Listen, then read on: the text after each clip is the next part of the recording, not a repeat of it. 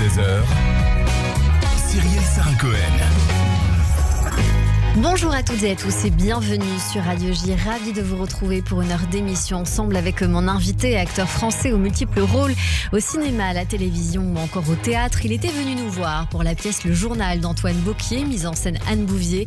Désormais, on retrouve Bernard Malaka dans la nouvelle création de Jean-Philippe Daguerre intitulée La femme qui n'aimait pas Rabbi Jacob. Et oui, c'est possible, au petit Montparnasse, et dont le texte est déjà disponible en librairie. L'occasion, comme toujours, de découvrir ou redécouvrir notre invité sur Radio J. 15h, 16h, Cyrielle Sarah-Cohen. Radio J. Bonjour Bernard Malaka. Bonjour. Merci beaucoup d'être à nouveau mon invité sur cette antenne. Je suis ravie de vous revoir. Mais c'est mon plaisir aussi. Écoutez, on va tenter de se rappeler quelques petits souvenirs évoqués lors de notre dernière émission parce qu'il est hors question qu'on fasse exactement la même émission, mais on va raviver le souvenir au cas où nos auditeurs l'auraient manqué. Et comme toujours, on démarre par le début, toujours le début.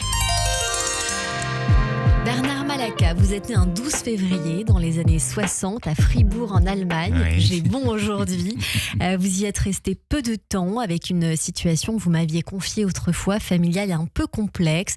Et je crois me souvenir que vous avez le souvenir aussi d'une enfance heureuse avec une maman qui a aussi beaucoup porté. Oui, absolument, oui. Une chouette jeunesse. Avec, comme je vous l'avais expliqué à ce moment-là, voilà, un petit problème avec mon père et le fait qu'il, pendant 2 ans, était entre la vie et la mort, mais qui a emmené justement... Alors, il n'y avait que des femmes autour de moi à ce moment-là, et ce qui fait que j'ai beaucoup d'amour pour les femmes. Parce que moi, j'étais gamin, mais c'est elle qui portait tout à ce moment-là, dans cette difficulté de la situation. Et c'est pour ça que j'ai beaucoup d'admiration pour elle, sans aller dans le côté de l'époque là, qui est vraiment très... voilà, il faut féliciter les femmes, il faut les accompagner, il faut être avec elles. Non, mais je suis né là-dedans, en fait. Donc c'est assez simple pour moi, quoi. Peut-être que ça vous a aidé pour cette pièce-là. On va en parler dans un instant parce que pour le coup, elle est quand même portée par une femme, cette pièce-là, bien que vous êtes un vrai duo, on le sent très fort. Mais il y a un tempérament de feu face à vous, on va l'évoquer dans un instant. Mais vous m'aviez confié autrefois être d'un tempérament franc, émotif, idéaliste. Et malgré cette tranche de vie évoquée un peu difficile, cela n'a pas cassé vos idéaux. Casser mes idéaux, non. Au contraire ? Non plus. Non, c'est pas que je sois revenu dessus, mais il y a une réalité quand même. En vieillissant, on s'aperçoit qu'il y a des choses que l'on pensait quand on était jeune et qu'il faut essayer de continuer à penser, bien sûr, mais on s'aperçoit que c'est difficile en tout cas de le mettre en place. Oui. Il y a une réalité. Est-ce que cela a forgé en vous un caractère sur la ténacité? Quelque chose de tenace comme ça. Oui, alors ça, je le dois à ma mère.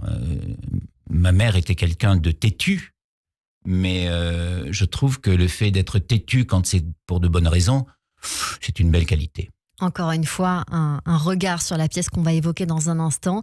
Petit, vous êtes solitaire, mais vous êtes attaché à cette solitude. Vous jouiez souvent seul, bien que vous aviez une sœur. Et pour autant, j'ai le sentiment qu'aujourd'hui, vous aimez la scène et vous aimez être de façon entourée sur scène. Est-ce que je me trompe ? Ah non, pas du tout. Oui. Moi, j'ai un gros problème de faire un spectacle seul. On me l'a proposé plusieurs fois. Ça vous irait très bien, Bernard Malaka. Oui, mais non. Comme vous le dites si bien, j'aime être avec des gens, j'aime être entouré.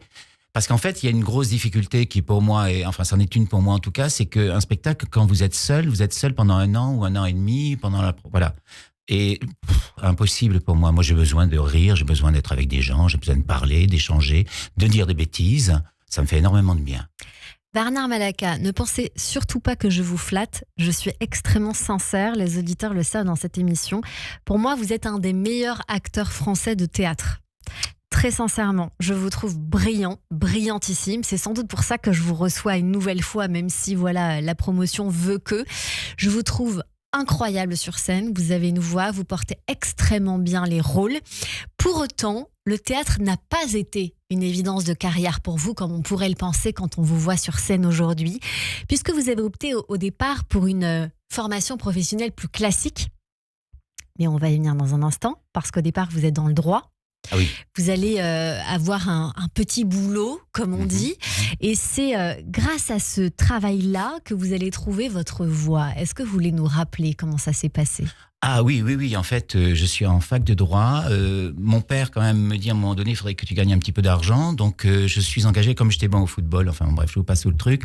Je suis engagé par piston aux mutuelles agricoles à Auch. Et c'est à cette occasion qu'une personne une femme, encore une fois, qui a été déterminante, c'est-à-dire qu'elle trouvait que j'avais un peu trop d'énergie, que je prenais un petit peu trop de place dans le bureau, qui m'a dit, il faudrait que tu ailles voir, j'ai une troupe là, à l'heure actuelle, chez moi, elle avait une espèce de château, et donc elle accueillait une troupe, c'était à l'époque où il y avait beaucoup d'argent dans la culture quand même, c'était Jack Lang à l'époque, et elle m'a dit, tu rencontres le metteur en scène, et puis tu vas faire un petit peu de cours, des trucs comme ça va te faire du bien, ça va te canaliser. Et de là, voilà, tout est parti. De là, j'ai envie de dire que vous avez aussi trouvé la sagesse grâce au théâtre, parce que quand je vous vois, j'ai du mal à vous trouver dissipé. Ah la Est-ce sagesse. que c'est un leurre ? Non. Franchement, j'allais prononcer un mot vulgaire, mais j'adore déconner, mais vraiment, vraiment, j'aime ça. Après, il y a quand même des choses très sérieuses dans le monde dans lequel nous sommes à l'heure actuelle. Donc, on est rattrapé quand même par ce sérieux-là. Et que si on veut être un peu crédible vis-à-vis de soi-même, je parle même pas des autres, j'essaie jamais de convaincre les autres, bref, on sait très bien que c'est difficile de convaincre quelqu'un qui veut pas être convaincu. Donc, mais vis-à-vis de soi-même déjà, c'est vraiment un travail énorme d'arriver à être bien documenté, de pouvoir avoir un avis et de pouvoir le prononcer en tout cas. Voilà. Ça, on va sans doute l'évoquer aussi dans un instant avec le choix que vous faites dans les pièces de théâtre que vous jouez. Mais on va revenir encore au début. Cette troupe, elle va vous embarquer en tournée après 3 cours de théâtre seulement. Quels souvenirs vous en gardez ? Oh, c'est merveilleux.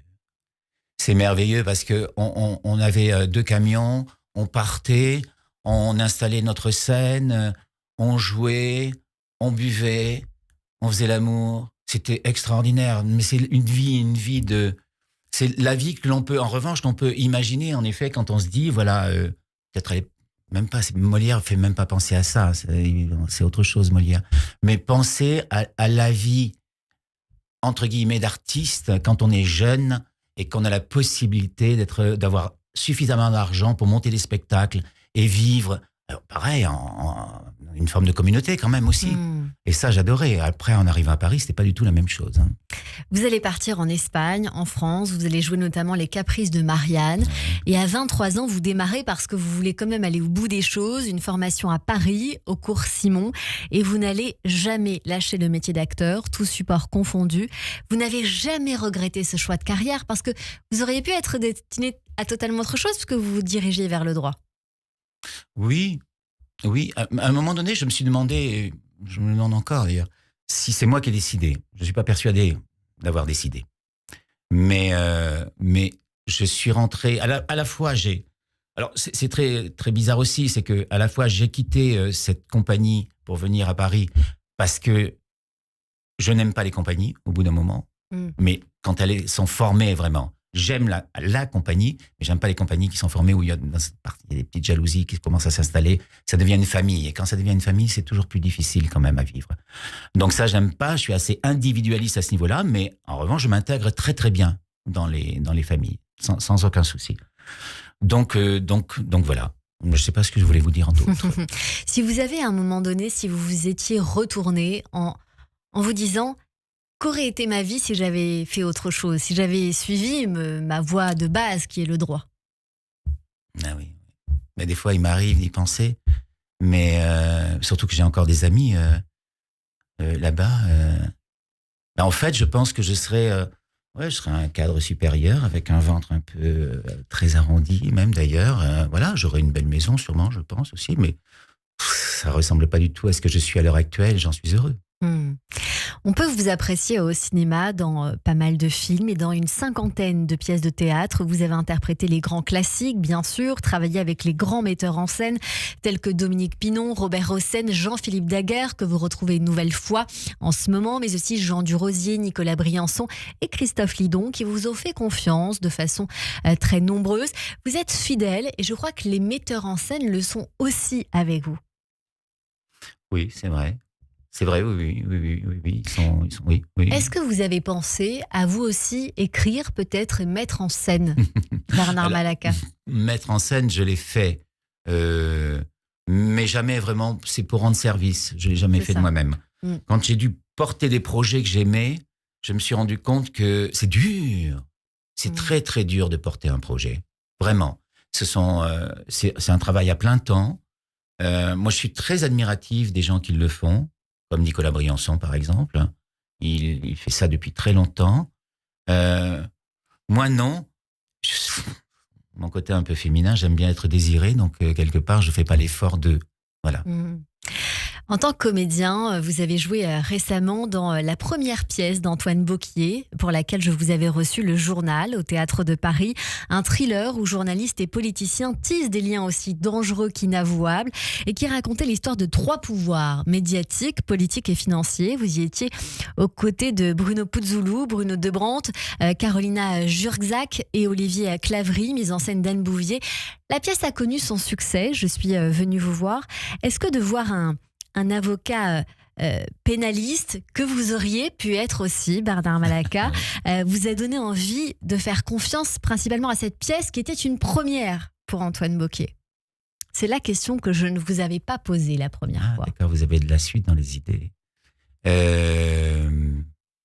Non, c'est l'aspect politique qui m'avait énormément attiré à ce moment-là. Oui. C'est d'avoir la possibilité, parce que finalement, quand on aborde un rôle, on va chercher plus loin que ce que l'on le fait d'habitude. Et puis c'est normal, c'est notre métier aussi, c'est d'approfondir, d'aller dans les détails. Et donc, à partir de ce moment-là, aller dans les détails de ce qu'est un homme politique et de la façon dont les hommes politiques s'en sortent, parce qu'à la fois, on peut les critiquer énormément, c'est vrai, mais au jour le jour, ce n'est pas simple aussi.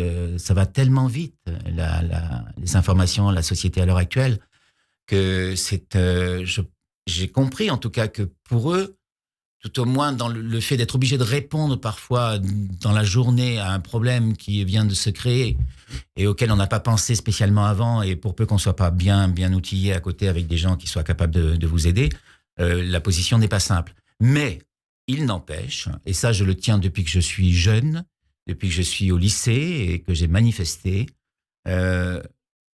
j'ai toujours eu énormément de recul par rapport à la politique et aux politiciens. Voilà. C'est trop difficile. On sent qu'aujourd'hui, et corrigez-moi évidemment si je me trompe, en tout cas pour avoir observé Le Journal et puis cette dernière pièce qu'on va évoquer dans une seconde, que même si vous vous sentez désiré, vos choix se tournent vers des pièces, je dirais, au-delà d'être politique, assez engagées. Ah oui, j'aime. Cet engagement avec lequel vous avez peut-être grandi, de femmes fortes aussi.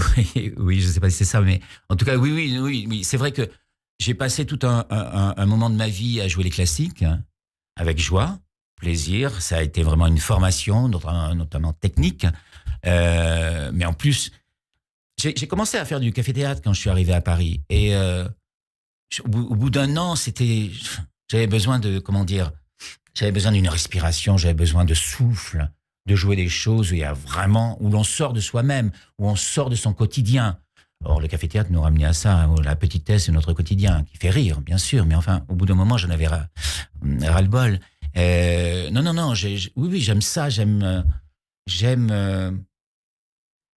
aimé ça en tout cas, j'ai aimé ce souffle. Ce que j'aime maintenant, c'est le fait, d'être tout de suite dans une relation, dans un rapport avec notre époque, avec ces petites résonances qu'il y a. Ça, oui, ça c'est vrai. Vous avez joué Glenn, naissance d'un prodige d'Yvan Calbeyrac, nomination au Molière du meilleur second rôle au Molière 2023, dans Le 8e ciel de Jean-Philippe Daguerre, que vous retrouvez désormais dans sa nouvelle création intitulée La femme qui n'aimait pas Rabbi Jacob. Cela joue depuis samedi, le 10, au Petit Montparnasse. Vous jouez aux côtés de Charlotte Matzneff, Julien, alors corrigez-moi parce que je ne veux pas écorcher le nom de famille, Sigana, Bruno Pavio, Elisa Habibi et Balthazar Gouzou. Pour essayer de résumer cette pièce incroyable, le jour de la sortie de Rabbi Jacob, le 18 octobre 1973, l'équipe des aventures de Rabbi Jacob, donc le film que l'on connaît bien de Gérard Houry, avec Louis de Funès dans le rôle principal, attend avec impatience la sortie en salle. Et ce même jour, une jeune femme prénommée Danielle Craven détourne un avion, le Paris-Nice, armée a priori d'une carabine 22 long rifle, pour empêcher la diffusion du film. Elle sera finalement arrêtée, si je puis dire, à Marseille. On va pas essayer de tout dire maintenant pour libérer les passagers avant de demander à ce que l'avion ne reparte pour le Caire. Sauf que l'avion ne repartira jamais. Est-ce que pour vous, vous êtes admiratif de cette volonté-là ou vous vous dites c'est une folie? C'est une folie. Hmm. C'est une folie. Mais alors, pour entrer dans le sujet, on est avec une femme qui est reconnue comme étant, alors à l'époque le terme n'était pas employé, mais maniaco-dépressive. Hein. Donc c'était quelqu'un qui avait des downs et puis des moments où elle était très très haute. Là, elle est dans un moment très haut. Hein. Et d'une forme. Alors, les mots, mon Dieu, les mots sont difficiles, mais c'est une forme de folie. Oui, je pense que c'est une folie qu'elle a eue à ce moment-là, avec cette naïveté en plus. Je ne sais pas si vous l'avez ressenti, mais quand elle fait son discours et qu'elle demande à son steward de lui apporter un petit peu à manger, enfin, c'est vraiment il y a des revendications un peu lunaires comme ça. Ah mais oui. Mais il faut expliquer puisque toute cette pièce réside dans le fait de savoir qui elle est, comment elle en est arrivée là, quelque part. Il y a des petits détails qui ont une importance, mais parmi ces revendications, la principale, c'est que toutes les bobines du film soient mises sous scellé. Ce qui est encore plus fou, c'est qu'elle exige que les aventures de Rabbi Jacob, dont son mari, important de le signaler, assure la promotion, soit retirée des écrans. Elle sera abattue par les services français. C'est une histoire vraie, méconnue, que vous avez découvert. De quelle manière, vous, Bernard Malaca? En fait, quand Jean-Philippe m'a proposé le projet, non, j'avais jamais entendu parler de cette histoire. Et autour de moi, j'ai posé la question. C'était la même chose, personne ne connaissait. Il n'y a que Marie-Christine Barrault, à qui j'en ai parlé, qui m'a dit oui. Écoute, moi, je la connaissais parce que je suis allé manger chez Georges Craven et qu'elle était là.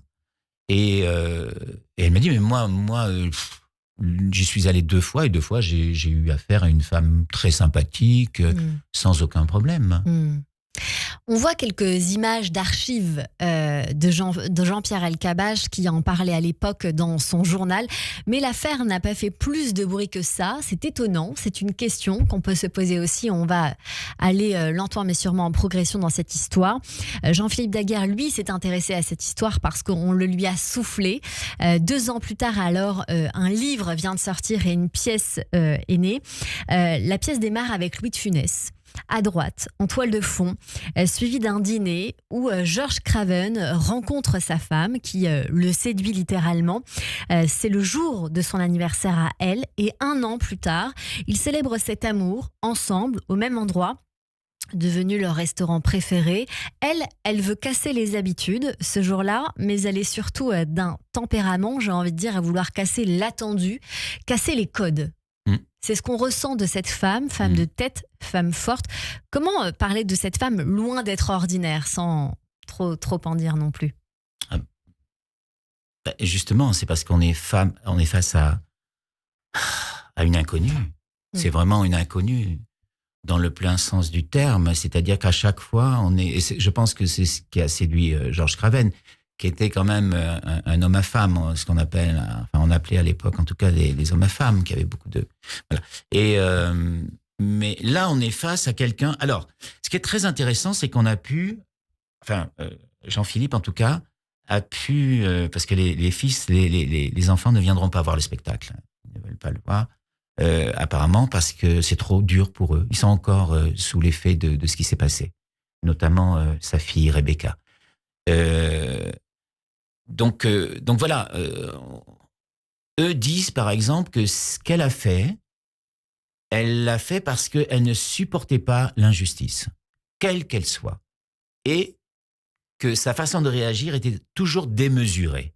À partir du moment où quelque chose l'a choquée, elle n'hésitait pas, mais comme elle fait quand elle est en amour, par exemple, quand elle vient dans les premières scènes en tout cas, aborder Georges Craven, c'est démesuré ce qu'elle fait, mais c'est sincère. C'est ça qui est merveilleux chez elle. Il faut expliquer le motif, et je vais quand même le dire, Bernard Malaca. Elle semble se bouleverser et sa vie semble se craquelée, si je puis dire. Tout semble se bouleverser en elle lorsqu'elle voit des tensions au Proche-Orient entre Israël, Égypte et la Syrie. Elle commence à s'intéresser au conflit israélo-palestinien en réalisant aussi que leur nourrice Jamila est palestinienne. Elle va s'insurger totalement de la volonté de Gérard Houry de faire ce film sur Rabbi Jacob dans ce contexte-là, parce que selon elle, cela met de l'huile sur le feu. En quoi ? Mais c'est la question qu'on se pose. Tout le long de la pièce, de toute façon. C'est pourquoi ? Pourquoi ? Qu'est-ce qu'elle voit dans... Mais c'est là où c'est une idée. Je pense que c'est... Alors, je ne vais pas faire du... mais elle se faisait des idées d'eux. Voilà, avec sa sensibilité. Ce qui est dit sur scène, c'est que cela caricature les juifs et les musulmans, qu'elle a peur pour son mari et ses enfants, parce qu'il faut dire que ce sont deux personnalités très différentes qui se rencontrent entre elle et son mari. Au départ, elle est passionnée, elle, par le théâtre, et notamment Jean Anouilh. J'avais sa petite fille à votre place jeudi dernier, juste en face de moi, et lui est promoteur du monde du cinéma. C'est le rôle que vous avez. Celui de Georges Craven, attaché de presse, journaliste, producteur de cinéma français. Et d'ailleurs, le jour de leur rencontre, il attend Louis de Funès dont il s'occupe.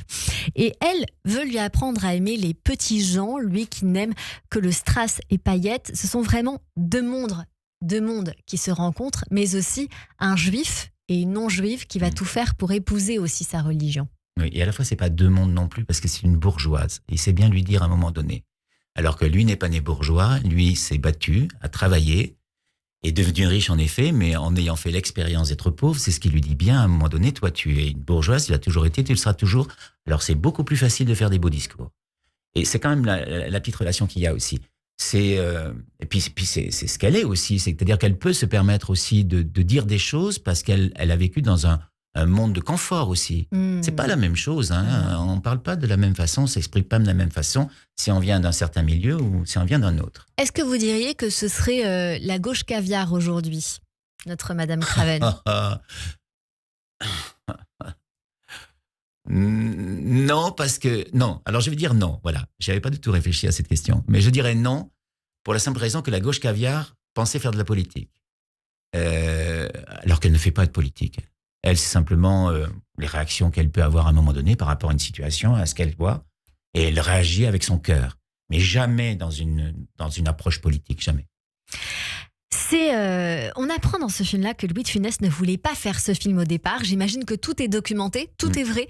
Ouais. Et c'est lui qui va challenger Gérard Houry, Daniel Thompson et Georges Craven. C'est un échange très fort, je trouve, dans la pièce. Le dessous de la création de Rabbi Jacob, qui doit jouer l'antisémite et le rabbin à la fois. Et donc, je voulais savoir si cet événement, si cet échange avait vraiment eu lieu dans la vie. On peut imaginer, en tout cas, je ne sais pas s'il a eu lieu véritablement, mais il a eu lieu obligatoirement. Parce que il y a plein de choses comme ça qu'on a sorties, que l'on peut retrouver sur le net, où on s'aperçoit que Louis de Funès était très, très, très précis sur les sujets. Voilà, il y avait des sujets qu'il voulait aborder et d'autres il ne voulait pas l'aborder. Et il reconnaît, lui, c'est vraiment documenté, il reconnaît que quand il est sorti de ce film-là, il y avait certaines idées, peut-être pas très sympathiques, dont il n'était pas fier en tout cas, certaines idées qui ont été nettoyées, c'est le mot qu'il emploie. Il s'est nettoyé de certaines vilaines petites idées qu'il pouvait avoir. Et c'est lui qui le dit. C'est très joli que vous nous racontiez ça. C'est une révélation quand même, une découverte de savoir c'est documenté, que... on le retrouve sur le net. Voilà. Mais restez avec nous, on continue cette émission avec Bernard Malaka pour la nouvelle création de Jean-Philippe Daguerre, La femme qui n'aimait pas Rabbi Jacob au Petit Montparnasse. Cela dure 1h20 le mardi, mercredi, samedi et dimanche. Dans un instant, on revient sur Radio J.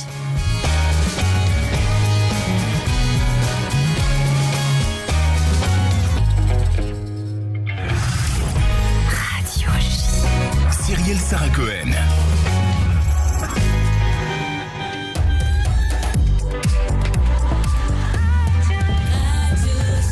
15h30 sur Radio J, bonjour et bienvenue. Tout de suite, le rappel des titres avec Nina Alouche.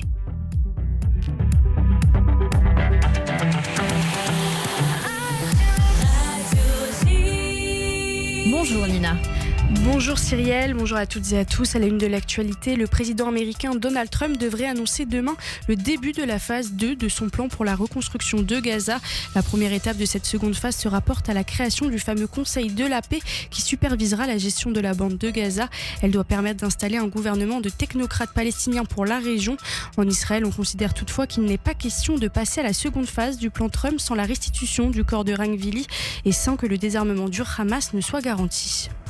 Une milice armée opérant dans la région de Khan Younes, dans la bande de Gaza, a revendiqué l'assassinat du chef des enquêtes de la police du Hamas. Le Hamas avait d'abord accusé les services israéliens d'être à l'origine de l'attaque. Des militants anti-Hamas accusent le groupe terroriste d'avoir torturé et tué des civils. Ils affirment que d'autres assassinats pourraient suivre. Le président du Parlement iranien promet des représailles contre les États-Unis si le président Donald Trump mettait à exécution ses menaces de frapper l'Iran après la répression des manifestations. Il a déclaré que l'armée iranienne donnerait une leçon inoubliable aux États-Unis.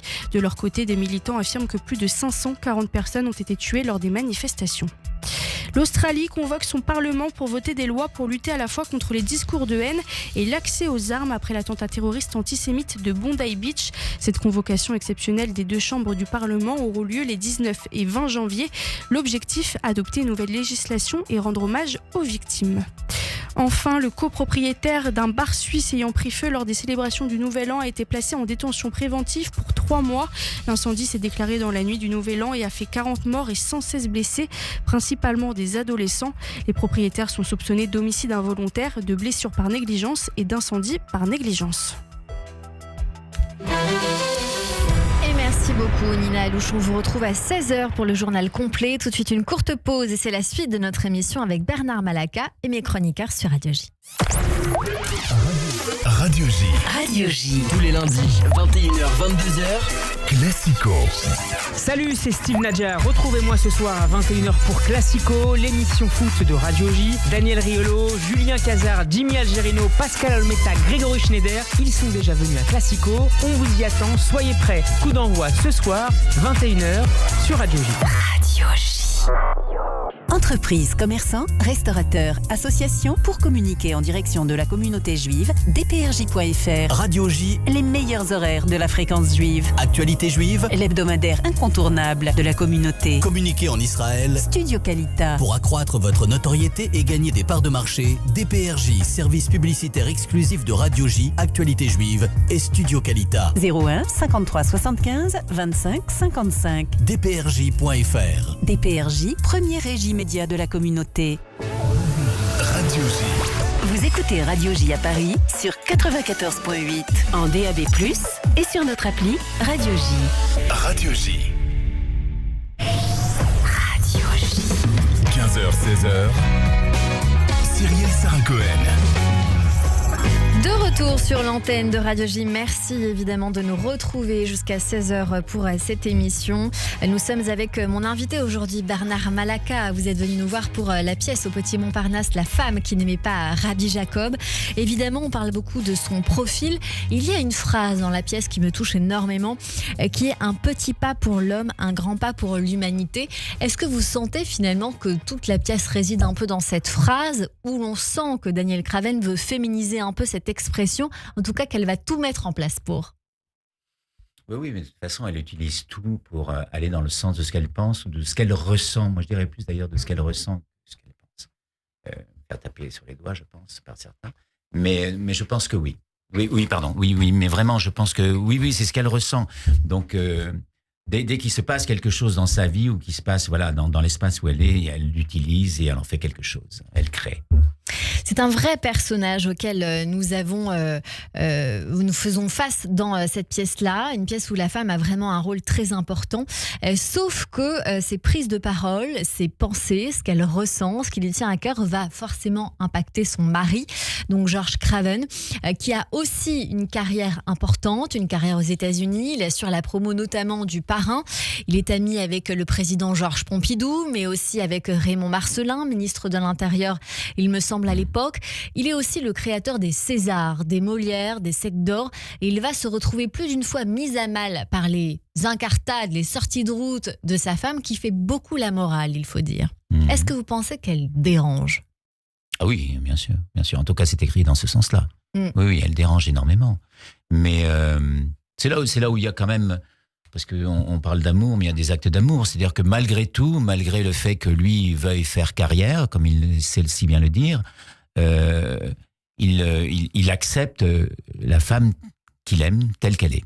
C'est exactement ce que j'allais vous poser comme question, parce que on sent que malgré tout, il lui voue un amour assez indéfectible, malgré ses défauts, malgré sa folie, avouée, assumée, parce qu'elle le dit à un moment donné, mais elle aussi, elle lui pardonne beaucoup de choses. Oui, mais non. Enfin, je veux dire, c'est une vraie relation d'amour. Et une relation d'amour, c'est pas paisible, hein, ça n'existe pas. Enfin, je pense pas que ça existe de façon paisible. Donc, voilà, chacun a des choses à se pardonner peut-être aussi de temps en temps. Daniel Craven va tenter même de convaincre Louis de Funès de ne pas jouer dans Rabbi Jacob, mais plutôt une pièce de Hanouille. D'ailleurs, c'est elle qui le lui souffle. A priori, il s'engage d'ailleurs à jouer la valse des toréadors le jour de la sortie du film. Mais ce jour-là, je ne dirai pas ce qui va se passer, mais une tragédie va arriver. Nous sommes en 73, la guerre du Kippour éclate, Rabbi Jacob sort. Est-ce que Daniel Craven avait quand même un peu du flair ? Non.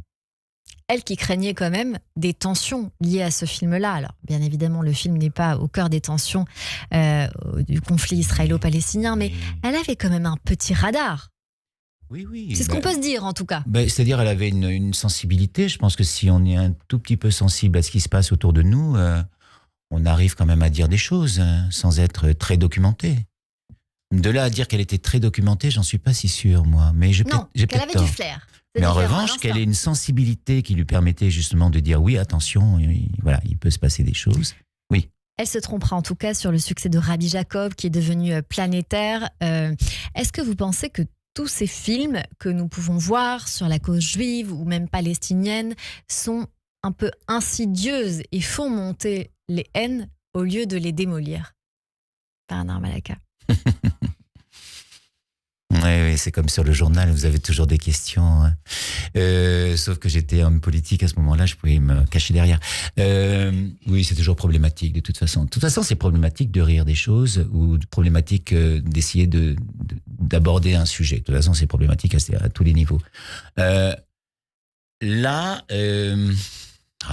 quoi vous dire ? On a fait très, très, très attention, très honnêtement.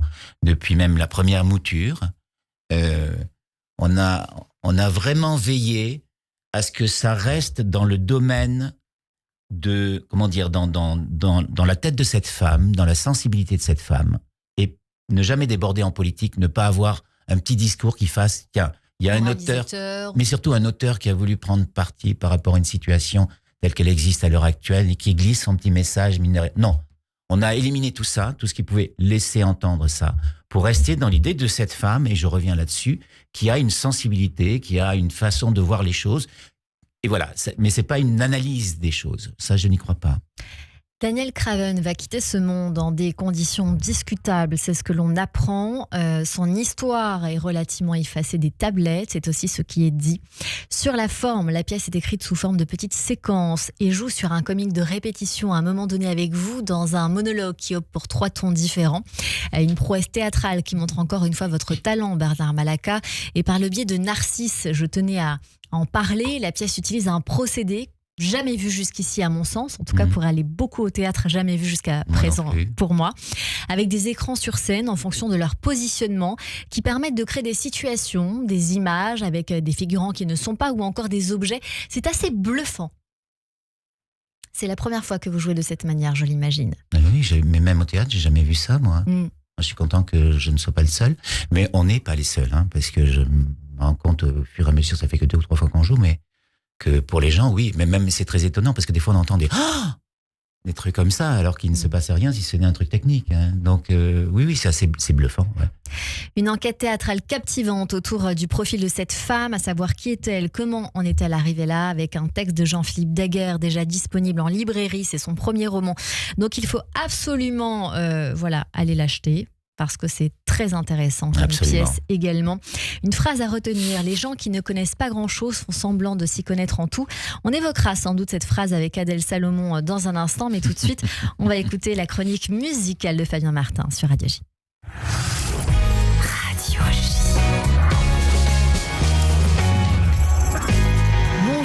tu vas bien, Martin? Bonjour Cyrielle. Bonjour Bernard. Bonjour. J'espère que 2026 se passe bien. Chaque semaine, on décortique nos coups de cœur musicaux en essayant de tisser un lien avec notre invité. Et pour vous, cher Bernard, ce sera le Canada.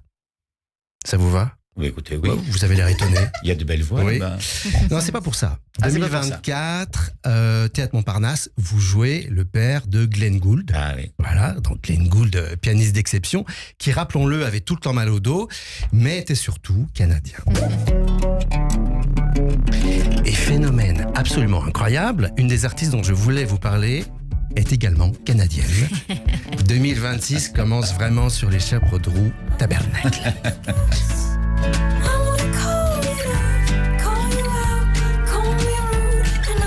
Ça faisait un moment que je voulais vous parler de cette chanteuse inclassable, Saya Gray, canadienne par son père donc, et japonaise par sa mère. Attiré par la pochette étrange de cet album sorti il y a quelques mois, j'ai mis du temps, oui, j'ai mis un petit peu de temps à entrer dans cette maison singulière aux couloirs alambiqués et aux décors mouvants. Une maison sans époque, faite de bois, de métal apparent, de lumière un peu basse et d'un grenier qui attend ses futurs souvenirs.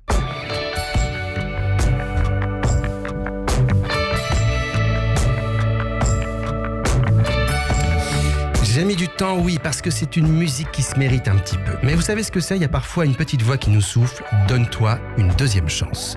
En art, c'est ce qu'on pourrait appeler le slow burn, savoir prendre le temps de se rencontrer, de s'écouter, de se comprendre et peut-être de s'aimer. En musique, comme en amour, ce qu'on aime trop vite, est souvent ce qu'on délaisse aussi le plus rapidement. Et l'inverse est vrai.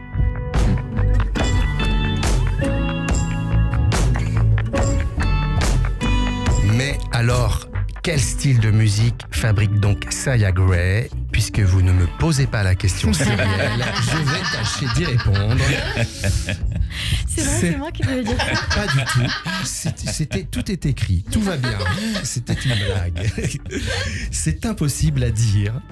Je ne sais pas quoi dire pour répondre à votre non-question. Quel genre de musique fabrique Saya Gray? Mais il y a une chose que Saya Gray déteste, c'est bien les cases. On parlait maison tout à l'heure. Sa musique, c'est un tiroir qu'on aurait secoué un peu fort, sorti de son meuble et renversé sur le canapé comme un sac à main. Avec à l'intérieur folk électro, soul, country expérimental, art pop. On pense évidemment à son compatriote Bon Iver, mais version féminine, pour ceux qui aiment la folk contemporaine du Grand Nord.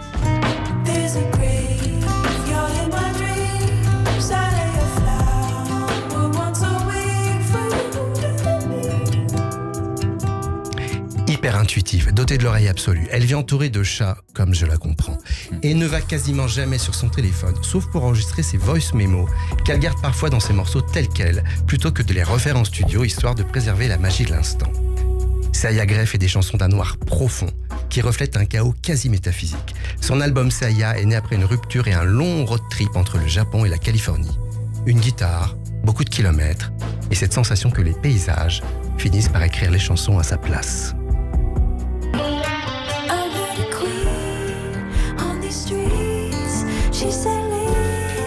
Elle a le don d'envoyer des riffs de guitare de classe internationale et des lignes de chœur toujours bien inspirées. On sent que quelque chose peut dérailler à tout moment et c'est précisément ça qui rend cet album si vivant, si attachant.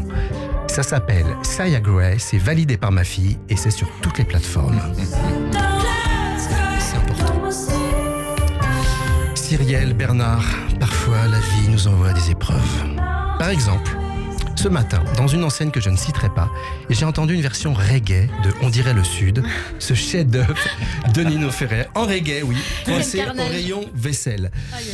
C'était dur, mais j'ai tenu bon grâce à une cellule psychologique qui avait été mise en place à la sortie du magasin. Merci. Mais parfois, je sais pas, peut-être pour compenser, la vie nous envoie aussi des cadeaux du ciel. Comme par exemple Tim Bernardes. Vous ne pouviez pas me faire plus plaisir sur cette antenne, vraiment. Plaisir à moi également. Un chanteur brésilien que j'adore, que nous adorons, tant il réussit à marier modernité et tradition, musique savante et populaire, émotion brute et maîtrise vocale. Il nous avait laissé sur le carreau avec un album paru en 2022 et notamment cette chanson Bibi, extrait.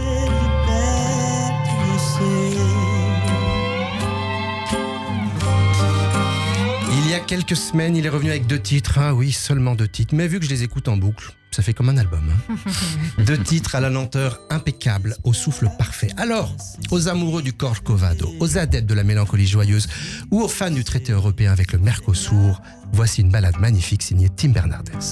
Grande amor da minha vida, nunca se sinta sozinho. Au Brésil, Tim Bernardes est reconnu comme le descendant d'Antonio Carlos Jobim ou de Chico Buarque, mais ses influences lorgnent aussi du côté de la folk. Rien de spectaculaire chez lui, mais un travail immense et précis. Il raconte souvent qu'il enregistre, efface, réécrit, puis revient à une version très proche de la première, après avoir tout remis en question.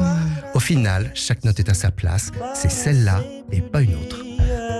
Et c'est sûrement pour ça qu'en parallèle de sa carrière de chanteur et de compositeur, il est un arrangeur et un producteur très demandé, notamment pour ses arrangements de cordes qui sont littéralement somptueux. Et quand ce ne sont pas les cordes, ce sont les chœurs noyés dans les reverbs typiques des productions brésiliennes. Voici Praga, un de mes morceaux préférés de l'année 2025.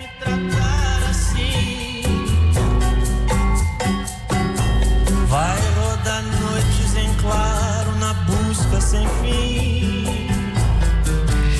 Et au final, que ce soit chez Saya Gray ou chez Tim Bernardes, il y a cette même chose précieuse, des artistes qui prennent le temps de douter, le temps de chercher, le temps de respirer, des artistes essentiels qui mettent leurs âmes à nu dans le bruit du monde et qui nous rappellent une vérité, une seule, il vaut mieux suivre son intuition que son époque. Waouh, vous nous direz, hein, pour les concerts, on a envie d'y aller, Tim Bernardes. Je crois qu'il n'y en a pas pour l'instant. C'est ça, Mais je vous malheureusement, tiendrai à au mon courant. grand regret. Ouais. J'ai raté il y a quelques années, c'est Pareil. merveilleux, un artiste incroyable. On a raté ensemble. C'est ça. Merci Fabien Martin. Merci à vous. À la semaine prochaine sur Radio J. Tout de suite, c'est le billet du jour avec Adèle Salomon. Le billet du jour. Bonjour Adèle. Bonjour Cyrielle, bonjour à tous, bonjour Bernard Malaka. Bonjour. Bernard Malaka, vous êtes ici pour nous parler de la dernière pièce dans laquelle vous jouez, La femme qui n'aimait pas Rabbi Jacob. Pièce issue d'un livre du même nom et du même auteur. Le livre est sorti le 7 janvier, la première de la pièce était samedi. Harry Potter, ça lui a pris 4 ans pour être adapté au ciné. Mais là, en 3 jours, on a adapté la pièce. On n'a pas peur de la réussite en France. Donc je préfère vous le dire tout de suite, je ne l'ai pas vu, je ne l'ai pas lu. J'aurais pu y aller samedi, mais il y avait la Starac. Ah oui. Et mon chouchou était nominé. Donc le sens des priorités, bien évidemment. Oui. Bien sûr. Mais rassurez-vous, vous êtes avec une professionnelle. Je n'ai pas lu un livre du bac français et j'ai quand même eu 15. Merci Encarta. Oui, je suis si vieille. Je peux aussi parler des heures de films que j'ai pas vus. Par exemple, Barry Lyndon. C'est moins un film qu'une succession de tableaux qui interrogent la vanité humaine. Bien sûr, comme chacun sait. Pulp Fiction, Tarantino déconstruit le récit pour mieux révéler la vacuité de la violence. Voilà, je pourrais en parler des heures. Non, vraiment, je sais très bien faire semblant. Mon ex est persuadé d'être un expert de l'anatomie féminine.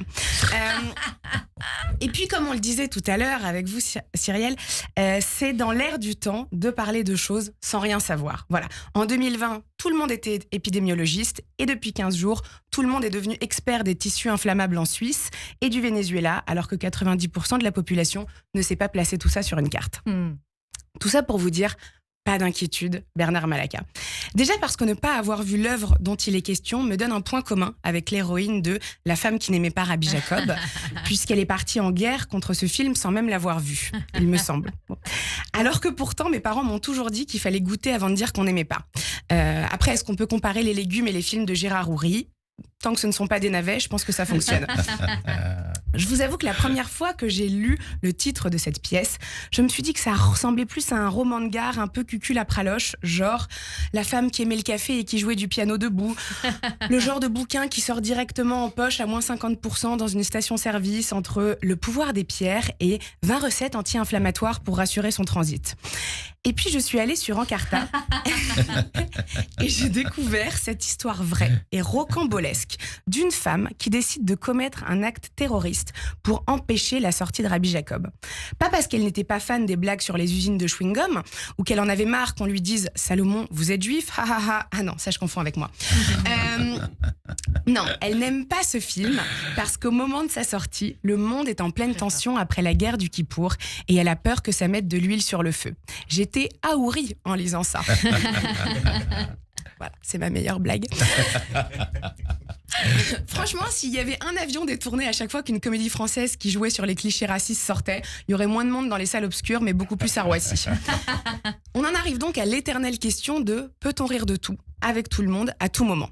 Parce qu'on était tous Charlie il y a 11 ans, et évidemment, on soutient toujours le symbole, le combat, la liberté d'expression et de rire, mais est-ce que ça nous oblige à tolérer leur dernière une plus que questionnable sous couvert d'humour corrosif ? Est-ce qu'il faut être concerné pour faire des blagues sur une religion, un pays, une situation ? L'autre jour, j'étais en date avec un mec qui m'a dit « Moi, je trouve que la vérité si je mens, c'est hyper antisémite ». Voilà autre chose. Du coup, j'ai réfléchi, parce que ça m'arrive, et je me suis dit que le comique repose souvent sur le décalage, la distance, la comparaison, l'exagération. Mais si la vérité si je mens est offensant, est-ce que les tuches est offensant pour les amateurs de frites ? Est-ce que les visiteurs est offensant pour les gens du Moyen-Âge ? Est-ce que quand je fais de l'autodérision, c'est offensant pour une partie de moi-même ? Ma psy dirait oui, mais c'est un autre sujet. C'est marrant parce que finalement, la situation géopolitique ne s'est pas améliorée et c'est un euphémisme. Alors pourquoi aujourd'hui on peut sortir des films sur le vivre ensemble toutes les semaines, coexister à bras ouverts, les barbares tout simplement noirs, qu'est-ce qu'on a fait au bon Dieu, qu'est-ce qu'on a refait au bon Dieu, qu'est-ce qu'on a encore refait au bon Dieu, qu'est-ce que le spectateur a fait pour mériter tout ça surtout ? Parce que la grande différence avec Rabbi Jacob, c'est que Rabbi Jacob, c'était drôle, réellement intelligent et réellement tolérant. Alors encore une fois, j'ai pas vu la pièce, donc je ne sais pas si elle traite de tout ça. Mais une chose est sûre, je vais aller la voir au théâtre avec vous, Bernard Malaka, pour avoir mes réponses. Et puis sinon, je retournerai sur Encarta. Mais rassurez-vous, peu importe mon niveau de connaissance, je pourrais en parler des heures autour de moi. Merci beaucoup, Adèle Salomon, évidemment. On se dit à la semaine prochaine avec sur plaisir. l'antenne de Radio J. Et pour nos auditeurs qui sans doute se disent « Elle est merveilleuse », où est-ce qu'on peut potentiellement venir vous voir et vous entendre ? C'est une question qu'on me demande. Ah, oh là là, dis donc, on peut me suivre sur les réseaux sociaux. Alors mon nom, c'est Adélicieuse, comme ça se prononce. Voilà, petit jeu de mots. Sinon, on tape Adèle Salomon et on me retrouve et je poste toutes mes chroniques et toutes mes dates. Et suivez-moi avec plaisir. Merci beaucoup, Adèle Salomon. Tout de suite, c'est votre portrait, Bernard Malaka. Le portrait psychologique. Radio J. Radio J. Et vous avez la grande tâche, cher Christian Richomme, de faire le portrait de notre invité aujourd'hui sur cette antenne, puisque vous avez tout entendu, tout vu depuis le début de cette émission. Bonjour Christian Richomme. Bonjour Cyrielle, bonjour Bernard. Alors déjà, je suis flatté parce que 1973, c'est une bonne année. C'est celle de votre serviteur en ce moment. Donc il y a un événement dont on ne parle pas. Mais je vais faire comme vous, je vais être très humble et faire preuve d'humilité. Et puis grâce à vous, on a Rabbi Jacob qui passe de la comédie au divan. Donc c'est ce qu'on va faire un petit peu aujourd'hui. Ouais. Alors Cyrielle l'a rappelé, vous êtes né en Allemagne, vous avez vécu, et puis il y a eu ce drame familial où vous avez été entouré de femmes. Ouais. Entouré de femmes, à un âge où, justement, on est dans son Oedipe. Ça veut dire que les femmes, c'est très important. Et au mieux d'en avoir une, qui était peut-être pas disponible, on en avait plusieurs. Alors, on est devenu sage. Mais sage dans les deux termes, dans les deux sens du mot. Ça veut dire un enfant sage. Et, aujourd'hui, vous êtes sage. Oui. Même si vous le cachez, parce que quand j'écoute un homme, j'écoute ce qu'il ne dit pas. Ou j'écoute les petites choses qui sortent de temps en temps et qui sont des florilèges. Donc un homme sage, même s'il aime déconner. Alors, ce petit garçon, face à cette situation, il a appris à être seul. Il a appris à imaginer. Il a appris à se construire. Il a appris à manifester son attention sur ce qui est dit entre les lignes. Donc à observer, à écouter, à ressentir. Peut-être là votre pôle empathique. En tout cas, une empathie de réfléchi. Alors, vous continuez vos études, et puis il y a une autre femme, encore, qui vous dit « Mais viens voir d'autres femmes, c'est le théâtre. » Alors j'arrive dans le théâtre. Et dans le théâtre, là, je m'exprime, et j'exprime les choses qui me tiennent à cœur, selon moi. Ça veut dire votre honnêteté. Ça veut dire que vous êtes quelqu'un Alors, même si dans la précédente émission, vous avez dit, ma mère m'avait dit, toutes les choses ne sont pas bonnes à dire, je pense que vous avez une petite nuance par rapport à ça. Vous aimez bien dire les choses. Ou alors, comme on le voit, vous ne les dites pas. Ça veut dire que vous êtes une personne avec de l'honnêteté, avec de la franchise, qui dit les choses. Or, vous êtes comédien. Ça veut dire que vous jouez. Mais vous jouez, en fait, vous utilisez le personnage pour dire quelque chose, pour envoyer des messages. C'est une autre façon d'avoir une voix. On le voit dans cette interview, il y a certaines personnes qui peuvent être hypocrites. Il y a certaines personnes qui peuvent utiliser des stratagèmes, il y a certaines personnes qui peuvent utiliser des mensonges. Vous n'aimez pas cela. Vous aimez dire les choses, parce qu'il y a cette dualité qu'on va avoir bientôt dans mon discours entre la réalité et la vérité. Et alors, du coup, vous avez choisi des textes engagés. Et puis, il y a cette humilité, parce que vous êtes quelqu'un qui est aligné entre les pensées, la parole et l'action. Donc le refus des faux-semblants, une capacité à dire, vous dites les choses quand vous les dites.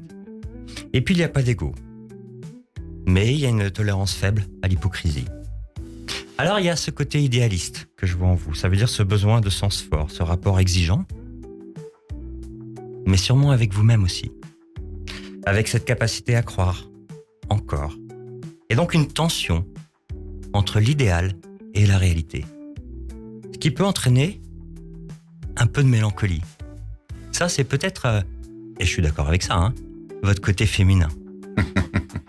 Et parce que dans votre côté féminin, il y a aussi donc ce côté mélancolique, mais aussi têtu et tenace. Ça, c'est peut-être le côté maternel, comme vous nous l'avez un peu dit. Et puis, il y a ce besoin d'être désiré aussi.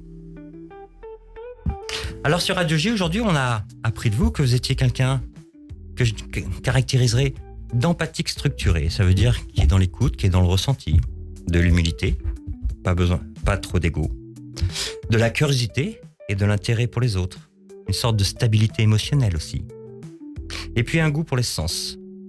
Alors, je me suis intéressé à votre nom et j'ai vu que votre nom, Melek, en hébreu, ça veut dire roi. Malak, ça veut dire transmission. Et en Grèce, Malakos, ça veut dire sensibilité. Donc c'est quelqu'un qui porte un message. Alors je dirais chez vous que l'honnêteté n'est pas une posture, et l'idéalisme n'est pas une illusion. C'est sans doute pour cela que votre jeu nous touche tant et qu'il a été habité par quelque chose de vrai. J'ai bien fait de venir. Écoutez, je sais pas comment ça a rebondi en vous, mais c'était assez profond. Oui, c'était vraiment profond, super, bravo. Merci beaucoup Christian Réchaume, qui est notre psychanalyste. Vous l'avez bien compris, que l'on retrouve à l'heure tous les lundis et tous les jeudis sur Radio J. À jeudi, Christian. Radio J. Cyrielle Sarah Cohen. C'est la fin de cette émission. Avec vous, Bernard Malaka, vous êtes venu nous voir pour la nouvelle création de Jean-Philippe Daguerre, La femme qui n'aimait pas Rabbi Jacob. C'est au Petit Montparnasse, le mardi à 19h, du mercredi au samedi à 21h, le dimanche à 15h. Merci pour cet échange. Un mot de la fin qui vous revient. Vous dites ce que vous voulez, ce que vous désirez. Qu'est-ce que je peux dire si ce n'est venez voir ce spectacle. Mais oui, je crois très honnêtement, parce que c'est pas toujours évident de se prononcer comme ça quand on défend un spectacle, parce que c'est normal parce qu'on aime ce spectacle-là.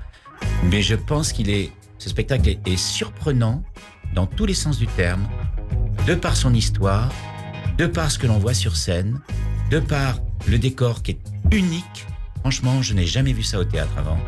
Et voilà, je ne peux qu'encourager les gens à y aller. Merci Bernard Malaka. Et moi aussi d'ailleurs. On se donne rendez-vous demain dès 15h avec mon invité Alil Varda. En attendant, c'est la suite de votre journée avec le Club Imo présenté par Marc Ezrati. Et merci à toutes et à tous de nous avoir suivis, ainsi que Benjamin Arnaud et Tan Anoukayev à la réalisation. À demain sur Radio J.